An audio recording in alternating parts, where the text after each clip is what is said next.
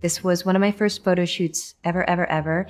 It was, if I remember. From a shy Catholic schoolgirl in New Jersey to an Oscar-winning actress who once became the most talked-about woman in Hollywood, Anne Hathaway's story is one of dazzling triumphs and brutal takedowns. She has been hailed as a princess, crowned with awards, yet mocked by a strange wave of backlash that turned admiration into ridicule. How did Anne transform from a teenager discovered by Disney into the face of prestige cinema, only to become the target of an entire cultural phenomenon called Hathaway? And more importantly, how did she survive it? This is the untold journey of Anne Hathaway, a tale of ambition, scandal, reinvention, and the resilience of a woman who refused to let Hollywood define her. Anne Jacqueline Hathaway was born on November 12, 1982, in Brooklyn, New York, but spent most of her childhood in Millburn, New Jersey. Her father, Gerald, was a successful lawyer, and her mother, Kate Macaulay, had once been a stage actress. It was Kate who first ignited Anne's passion for performing, often rehearsing lines at home and inspiring her daughter to dream of the stage. Growing up in a devout Catholic household, Anne initially imagined herself following a very different path. She once declared that she wanted to become a nun, but destiny had other plans. As she grew older, Anne discovered a love for acting that was impossible to ignore. She sang in school choirs, performed in local theater productions, and amazed teachers with her ability to embody complex emotions. Her teenage years, however, were not free of challenges. Hathaway wrestled with anxiety and perfectionism, struggling to balance her strict religious upbringing with her longing for creative freedom. These conflicts left her feeling isolated at times, but they also forged a sense of resilience and determination that would later define her career. By the time she entered her late teens, Anne Hathaway was no longer dreaming of convent life. She was preparing to conquer the world, armed with ambition, talent, and a hunger to prove herself. Anne Hathaway's first steps into the professional world of acting came in the late 1990s, when she was cast in the short-lived television series Get Real, 1999. The show barely lasted a season, but critics quickly noticed her expressive range and natural charisma. It was enough to catch the attention of Hollywood casting directors. Then came the role that would forever change her life. In 2001, at just 18 years old, Anne auditioned for a small Disney film that no one expected to become a global sensation. The movie was The Princess Diaries. Cast as Mia Thermopolis, the awkward teenager who discovers she is heir to a European throne, Hathaway delivered a performance filled with charm, humor, and relatability. Overnight, she was no longer an unknown actress, she was a star. The film became a box office hit, spawning a sequel and cementing Anne as Disney's new princess. Yet, while the role brought her fame, it also came with a price. Hollywood began to see her only as the sweet, clumsy girl next door. Hathaway, however, was determined not to be trapped in a single image. Even as she embraced the adoration of young fans, she quietly plotted her escape from the shadow of Mia Thermopolis, preparing to prove that she was capable of far more than wearing a tiara. Determined to escape the shadow of her princess image, Anne Hathaway began choosing roles that revealed her depth and versatility. In 2005, she shocked audiences with her performance in Brokeback Mountain, playing the complex and conflicted wife of Jake Gyllenhaal's character. The film was a critical triumph, earning multiple Academy Award nominations and proving Hathaway could handle serious, emotionally demanding material. A year later, she took another bold leap with The Devil Wears Prada, 2006.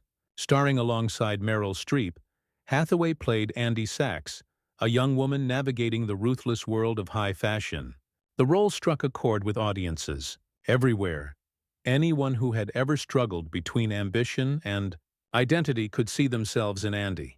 The film became a global box office success and elevated Hathaway to the ranks of Hollywood's leading actresses. She continued to push boundaries.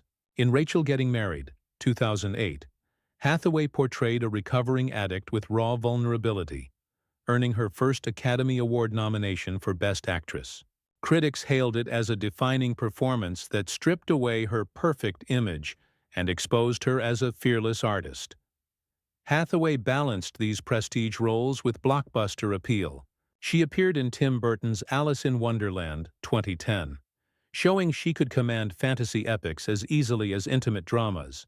Then, in 2012, she achieved a career-defining double triumph. First, she stunned skeptics as Catwoman in Christopher Nolan's The Dark Knight Rises, embodying both strength and seduction.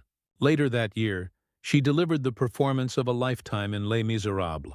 Her haunting portrayal of Fantine, complete with a devastating rendition of I Dreamed a Dream, earned her the Academy Award for Best Supporting Actress, along with a Golden Globe and a BAFTA. By the age of 30, Anne Hathaway had conquered Hollywood. She was no longer just a Disney princess or a romantic comedy darling. She was an Oscar-winning powerhouse at the very top of her profession. But as history shows, with every peak comes a storm. Fame can be a crown of thorns, and for Anne Hathaway, the years following her Oscar triumph were some of the harshest of her life. Even before her Academy Award, Hathaway's personal life had already been scarred by scandal. In 2008, her then-boyfriend Raffaello Folieri, a flashy Italian businessman, was arrested and later convicted of fraud. Hathaway had no involvement, but tabloids feasted on the story, splashing her name across headlines as the actress whose lover swindled millions. She endured invasive scrutiny and was forced to publicly cut ties, a humiliation she later described as one of the darkest periods of her life. But nothing compared to what came after Les Miserables. Following her Oscar win in 2013, Hathaway became the target of an inexplicable cultural phenomenon known as Hathahut. Critics and internet commentators accused her of being insincere, overly polished, even annoyingly perfect. Her emotional acceptance speech, once considered a heartfelt moment, was mocked as staged and artificial. The backlash was merciless. Every red carpet smile was dissected, every interview was ridiculed, and the media turned her earnestness into a weapon against her. Suddenly, Anne Hathaway, who had once been embraced as America's sweetheart, was labeled Hollywood's most hated actress.